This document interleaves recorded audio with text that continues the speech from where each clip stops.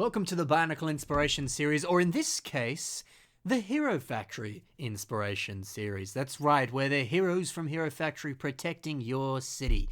We're the squad of Hero Factory heroes diving down deep below the city to find what lurks beneath and discover a whole new world. We're slapping on our Hero Factory armor, we're putting on our hero cores, and we're getting ready for business. So here on the Bionicle, or in this case, Hero Factory Inspiration Series, we like to talk about construction MOCs from across the community. Typically we talk about Bionicle stuff, but look man, Hero Factory is essentially just Bionicle. I mean, the technical term is construction, but everyone just calls it Bionicle these days, so we're still kind of talking about Bionicle MOCs, but we're going to specifically focus on Hero Factory, because man, it was a great theme. People ask me that all the time. They're like, do you like Hero Factory? Of course I like Hero Factory. I love all things construction. So let's celebrate our love of Hero Factory today by talking about some fantastic Hero Factory MOCs. Let's go! The first MOC we've got today is by Sparkytron, and it is a revamp of your boy Meltdown. So something that immediately struck me about this fantastic Meltdown revamp is the reimagining of the head design. Just before I touch upon that head design, just in general, quick shout out to Sparkytron here, who kind of inspired this episode. He's been posting a whole massive variety of absolutely incredible Hero Factory revamps. He's mainly focused on some of the villains at the moment, but he's done a phenomenal job of really effectively reimagining them and revamping them in some awesome ways. So, hey, go check out some of the stuff that he's made. I'm going to focus on a couple of his MOCs in this episode, but there's other stuff you can check out that he's done, so give that a look and stay tuned. He might have more coming soon. But yes, the reimagined head design on this. You know, originally Meltdown as the toy had this sort of specific yellow head with one deep red Baraki eye.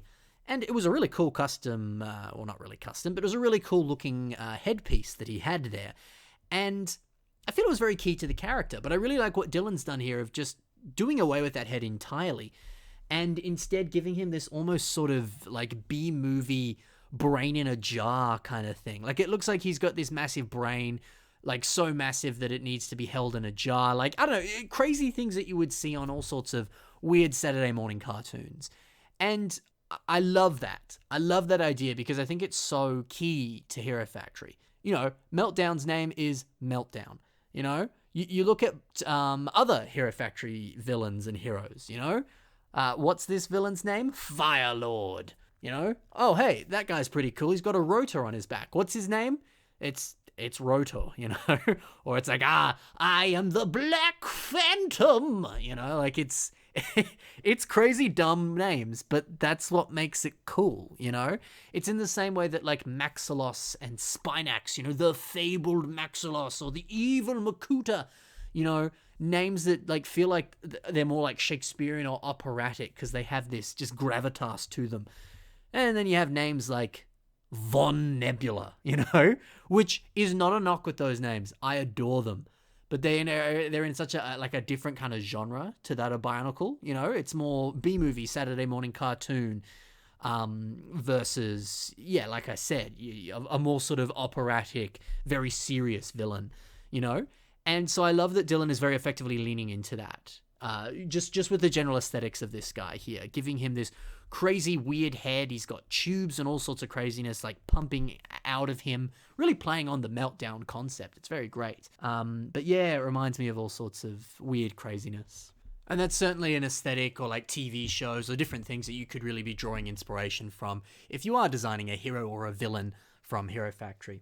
Some other stuff I really like about this Meltdown revamp is I did sort of speak about the old original Meltdown head design, and I do feel like there are some sort of subtle elements and callbacks to that head with the sort of front yellow bit where the red eyes are. You know, now he has two red eyes, but just kind of the general shape of it has little subtle nods to how it originally looked. So I like that it's expanding upon the old one, but giving it new life in some fashion. I think it's really cool. I also love the addition of these two new tentacle arm things. Just, you know, the original one, yeah, no, didn't have those tentacles. Had to think there for a minute, but it didn't.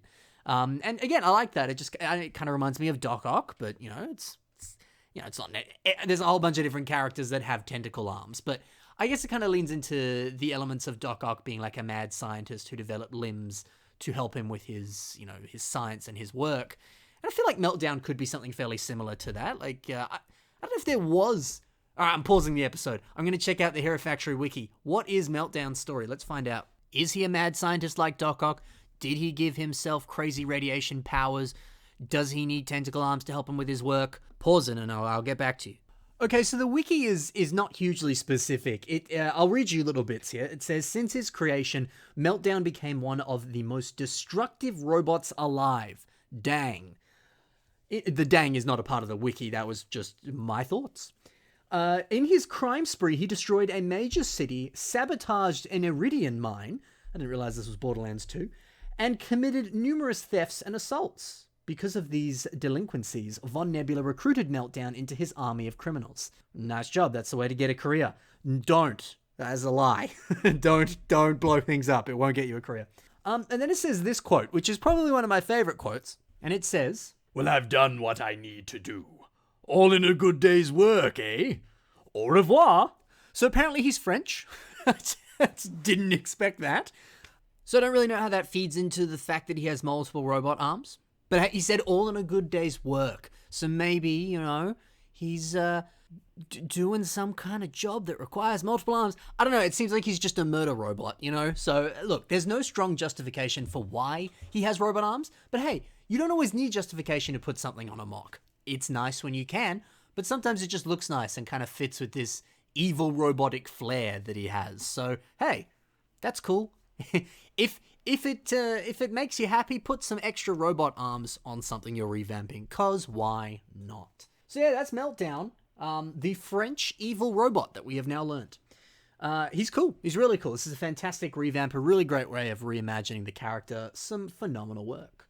Let's move on to the next Hero Factory mock. This is by Brick and Nick, and it is called Hero Factory Theseus. So, just quickly, I wanted to read the description that Brick and Nick here has said on this mock. He made this back in 2013, by the way. It's a little bit of an older mock, but I still like this description. He said, built for Hero Factory Month over on EB being Eurobricks.com. I hadn't noticed EB in a while and decided to see what's up. I've always had fun building Hero Factory figures at work and always pick some up when they're on sale. This gave me the excuse to actually use the parts I've bought, and it was indeed fun. And he finishes it by saying, it's not meant to be good by any means. So two things I love about that, just because, hey, sometimes the reason you build is just as good as what you build, And I love that Nick here is saying, hey, you know what? It's fun to just make stuff, Or I had these pieces lying around and I wanted to take advantage of just, now's the time to build stuff because some other people were building some as well. And I just built it for fun. It wasn't intended to be amazing or good or the greatest mock in the world. I just wanted to play with Hero Factory parts. And I love that, because that's so fun. I mean, heck, the reason that you build Lego, look, it might be different for everyone, but I'm sure a big reason of it comes down to the fact that it's fun. And sometimes it is just really nice to build stuff. You're not going to post it, you're not going to show it to the world, you're not making it to be this great thing. It's just fun to play with pieces and experiment. So I highly recommend you do that yourself because, hey, it's a good time. I mean, recently I've built like 6 different things for uni. I didn't take pictures of them. I immediately took them apart. Why? Because it was fun to build. I don't need to post it, And it's that. They weren't like the greatest things I've ever made. I'm sure some people would have looked at them and thought they were cool, but it's like, it's like, I just wanted to build something because it's fun to build stuff, So, love that mentality. That's just awesome. So I want to quickly talk about this Hero Factory mock here because, even though he said he wasn't building it to be cool, I still think it is pretty cool. I love the fact that it has this half and half aesthetic. You had Hero Factory villains like Splitface, and you have villains in Batman like Two-Face that have that half and half aesthetic. It's very typically something that you see on bad guys. Not always. There's characters in My Hero Academia and other things that have that half and half aesthetic, and they're not bad guys. I haven't finished My Hero Academia yet. I can't speak too soon yet. Who knows? But hey, there are characters that don't have that. But I would argue, at least specifically with Hero Factory in this sense, and Batman, you more commonly see that half and half aesthetic on bad guys. So I like that this is being put on a good hero guy. Unless he's some sort of corrupt hero, who knows? We don't know the backstory on Theseus here. But still, I love seeing that. What sort of tropes do you more typically see on bad guys? Maybe sort of big, large weapons, sort of bulking muscles or claws or spikes or something. Could you actually put that on a hero? Can you sort of play with those tropes, reverse them in some fashion? Just sort of try something that you wouldn't typically expect to see on a good guy, or you wouldn't typically expect to see on a bad guy, and actually put that on them. Just sort of see if it works, you know? Sometimes it's really nice to play with something that is jarring, or not something you were expecting to see, because that can actually make it more unique or more cool. And this is a great example of that, because it almost looks like this guy's being infected by some sort of poison, and it's changed the way half of his body looks. Or, you know, that toxin and poison is being fed into this gun, because it kind of looks like it could be. It's even shooting out a beam that's a very similar color to some of the green there on his body. So, hey, you know, all sorts of fun, crazy backstories that you could make up for this character, but I just love that idea of, playing with different ideas or things that you typically see on a bad guy and putting it on a good guy, because why the heck not, you know? It's cool. It's really cool. I also love, too, some of the detail on the upper leg on this Hero Factory hero here. You know, obviously a lot of your Hero Factory shell pieces have those lightsaber holes in them, so you can put all sorts of different connection point things in there. And I love that Nick here has added in some droid body parts, some Exoforce robot arm pieces there, some clips, a few other different things.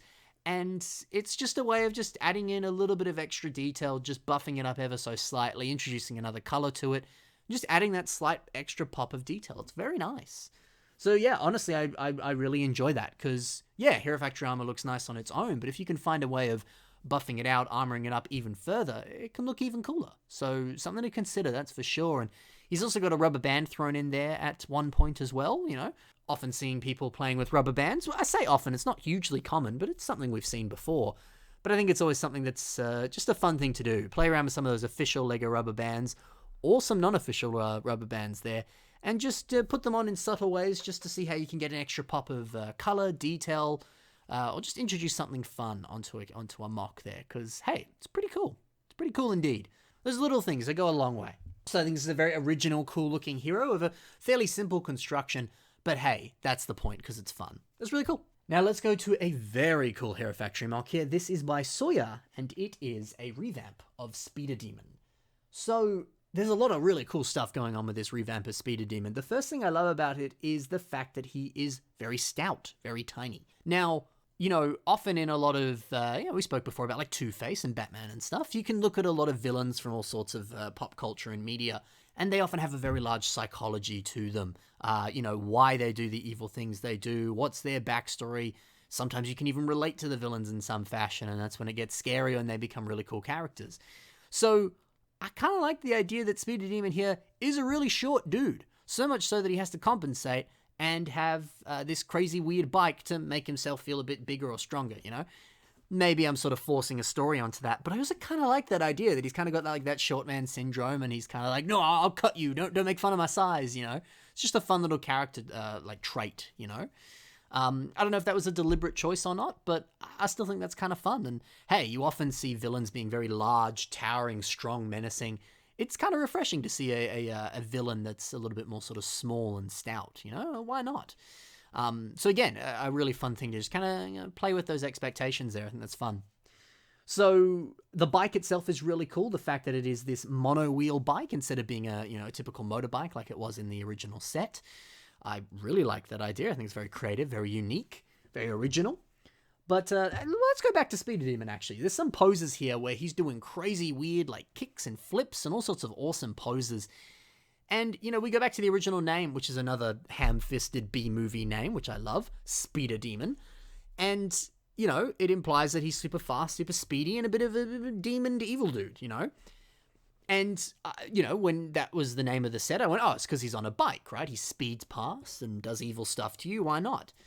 But I like the idea that in some of these poses, when he's sans bike, when he's away from his bike, he's still being speedery and demon-y, you know? It still looks like he could cut you up and you would have just blinked and suddenly you've lost an arm, you know? He's that fast and that good with a sword.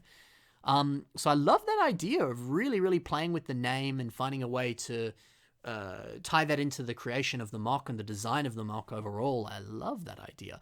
I think it's very, very cleverly done. And, you know, hey, it's always a good testament to taking multiple pictures of your mocks and showing them in different poses, because it can really pack in a lot more sort of character behind the mock itself, you know? Finding ways of posing your mocks well is always a plus. So it's cool. It's really cool.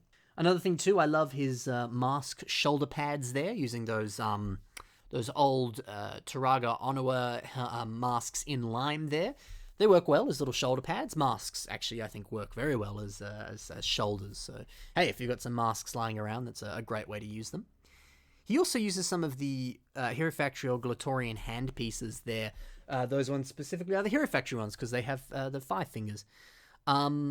Those are being used there as his feet. So you could be like, why has he got hands for feet? But I like the idea that those are a representation of his toes. And I like the idea that he's barefoot too. I think that kind of adds in with the whole agile elements of this character that this revamp is introducing there. Personally, I really, really like that. I think that's just a bit of a more unique and clever thing, and says a lot about the character. I think it's awesome. It's really cool. So yeah, this is a very fantastic revamp of Speeder Demon. Mr. Sawyer there, be sure to check out his stuff. There'll be links in the description. He's a phenomenal builder. He does some truly excellent stuff with your Hero Factory there. He's revamped a whole bunch of different Hero Factory characters, and I'm sure every time I do a Hero Factory Bionicle episode, I'll be featuring Sawyer, because he's done quite a lot, and all of it's very top quality. So hey, you can check it out now if you want, so you don't have to wait for the next Hero Factory episode. That's it for Speeder Demon. Let's move on to Assorted Hero Factory MOCs, which I will name in a minute, and these are by Roleplay Ryan. So again, I'm going to read some of the stuff that was in Mr. Roleplay Ryan's email here, because again, it was just nice to read, and it kind of ties back to, at least the age that I was when Hero Factory came out, and how I played with my Hero Factory toys. So quickly read some of that, and then I'll briefly talk about all 3 of these MOCs here. So he said all of these characters are made for his own little made-up Hero Factory world that he has fun, making up and playing with his neighbor. And he says it's a really fun and powerful way to play with Hero Factory, which I can agree with that. That's awesome. And then he goes into some other sort of different detail-y backstory bits about all 3 of these characters. Now, those are some fairly long paragraphs in this email here, so I won't touch upon them, but I'll let you know there's a lot of cool backstory in there. And hey, that's just a friendly reminder too. Never forget to write a fun little backstory for your MOC, because it can be really fun. Whether or not you want to write a whole novel, or just a couple paragraphs, or maybe you want to say just a fun sentence or 2. It can be a fun thing to do, as long as that's up your alley. I know a few people who aren't too interested in writing, so hey, completely up to your own personal preference. But remember, it's a really fun way of engaging with characters even more. But anyway, let us go to this first MOC here, which is called Metal Phantom. Now, this is the one here that uses that Mask of Creation. He's pretty cool. I think it's nice to note that this MOC uses a lot of G2 Bionicle pieces. Doesn't really use any G1 Bionicle pieces, but I still think that's irrelevant, because hey, just because a MOC is a Hero Factory MOC doesn't mean you need to use Hero Factory pieces. I think, I don't know, I think that's just something to keep in mind, because I've seen a few people who are like, oh, but I have to use Hero Factory pieces. Who says, you can make something that's within the world of Hero Factory and doesn't need to exclusively use Hero Factory parts. It's always a fun thing to remember. Also, too, this MOC has that sort of flamethrower gun thing there. I think Hero Factory really leaned into that kind of gun aesthetic a lot more than Bionicle did. It's always important to remember that you can include some awesome guns on your heroes. I think it'll always look pretty cool. This next MOC here, Baron with the Brutaka mask. He's also cool because he uses the Ben 10 torso there. Yeah, like I said before, you can use pieces across a whole plethora of construction themes there. No reason that you can't. I like the color scheme on this one, man. The gold, the dark tan, the tan. Those all work quite well together, actually. So, hey, I know a bunch of people who get quite inspired by a good color scheme there. It can be a good sort of, get some creative juices flowing when you see a nice combination of colors that can inspire you to use those colors on your own MOC. So, hey, maybe seeing that cool color scheme there's got done something for you. And then finally, this next MOC here is Spectre. So this one's pretty cool. One thing I love about it is this really unique mask design. Almost reminds me of Eclipse Caller, the way that he's designed his mask on his self-MOC? Is it his self-MOC? I don't know, I'll have to check with Eclipse Caller, but his sort of very staple MOC, whose name is escaping me. It's not Asmodeus. Commodius? Oh, I'm going to have to pause and check Instagram. It is Commodius, unless I'm pronouncing it wrong, because, I do that sometimes. Sometimes, always. But, hey, just because it reminds me of Commodius doesn't detract from the coolness that it is here. Because, hey, I love the fact that it's connected to the torso, and especially, too, just how it frames that Pahatu mask there. I think that looks really cool, really unique, really just different, So it's always nice to find different pieces that can kind of flow well alongside different masks there, almost giving it like a helmet or a sort of I don't know, armored guard over the mouth area or something. It's just unique and it's just cool. So, hey, certainly something to think about and some interesting ways that you could be playing with different pieces. That's for sure. So fantastic work. Let's move on to the next mock now. This is another one by Dylan Meaves, and this is a Rotor revamp.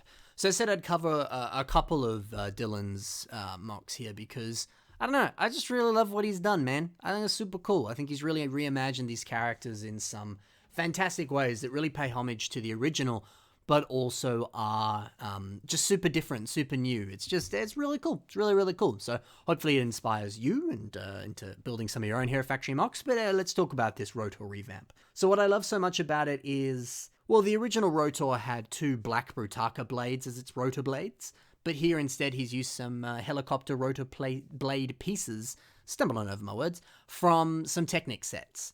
I love that idea, great way of using those pieces, and makes a lot of sense, you know, because it obviously is inspired by a helicopter. You may as well use some helicopter pieces. It's a great idea. I love too that the sort of helicopter kind of flight suit elements of Rotor, which were more just sort of a part of his body, are now this sort of additional kind of flight suit, like something he's sort of put on and is controlling and using, similar to like Iron Man armor. I love that idea. I love how the legs and arms have these silver sort of controller things, very akin to like Vulture from Spider-Man Homecoming. I love how they have those sort of big red buttons on the top too. That's just a fun little detail. And I love too how the mask is being covered by this sort of clear dome, and it has these new Gatling gun additions and this sort of larger black armor around his waist that's sort of, I imagine, just a part of that flight suit, and is an additional kind of padded armor there. That's just awesome. So I love the idea of doing that, really taking the original concept that Rotor had and finding a completely different but still very similar way of reimagining that. That's just fantastic, really is. I love to... One little slight thing here, which you may not think much of it, but I quite like it. Specifically focusing on the upper legs. He is using there some of the upper leg or upper arm armor that came on the Star Wars Ultra Build Darth Maul construction set that we got in pretty much the last wave of Star Wars construction figures. So to repeat myself, because I sort of said 2 different things there, it is the upper arm armor of the Darth Maul set. So yeah, he's just used those on the upper legs there. Really, like, it's not like that's an amazing part use or anything. It's cool. It's not revolutionary, but it's nice. And I don't know, you know why I like it? It's just because it's a new piece. And surprisingly, it's not a piece you see used all that often for being such a new and exciting, at least in my opinion, it was exciting new piece. So why do I like that? I don't know. Whenever I see brand new pieces being used on a mock, whether it's a system mock or a Bionicle mock, it just makes me happy. It just makes me excited. I don't know if you guys feel this as well, but there's just something else nice about seeing new pieces being used on a mock. To me, it can make a mock just look cooler. You know, I remember New Elementary was doing a contest where they were talking about, like they would just get a bunch of builders. I think it was called the New Parts Festival, I think was what the little thing was. But they just got a whole bunch of builders to make little tiny vignettes on mocks featuring new pieces that came in black. And it was just like, that was the stimulus. It's like, just build something, but it uses some of these newer pieces that LEGO's released. And it was just beautiful seeing some of the fantastic stuff that they made. And it was just nice being like, cool, these are some of those new pieces. Here's some ways to use them. That's really refreshing and really nice to see. And I don't know what it is, but I think that same thing is being done here with that Maul armor piece there, which, you know, you could argue it's not too new. It's a couple of years old at this point because that set did come out a little bit ago, but it's, like I said, one of the last waves of Bionicle-related, you know, sets that we got. So it still feels new. And I love that.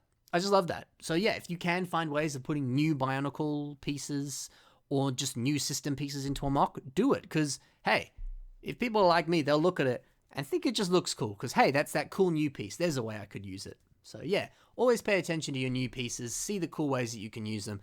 It's just a great way to get a bit of extra inspiration, at least in my opinion. So hey, fantastic Rotor revamp. Some phenomenal stuff going on here. Love your work. The final mock that we have today. This is a Rocker revamp, or at least just sort of an homage to Rocker, and it's by Zach Sanders. So, well, here's an image of Rocker from the Breakout Wave, which is what this mock here, which I guess in the description here he called it New Rocker, so I guess that's more so what it is. But, this is that original Breakout one, and this is the new one here. And they're very similar. But this new version has a lot more gold in it. And, man, I've said this before. Gold, great color. Great color. I don't know about you, but it's just exciting to see gold pieces. So, I really like seeing this rocker revamp because it has more gold in it. And yes, that might be a very subtle thing, but man, it looks nice. I don't know about you, I really like this because that original rocker one there had a little bit more sort of gunmetal silver in it.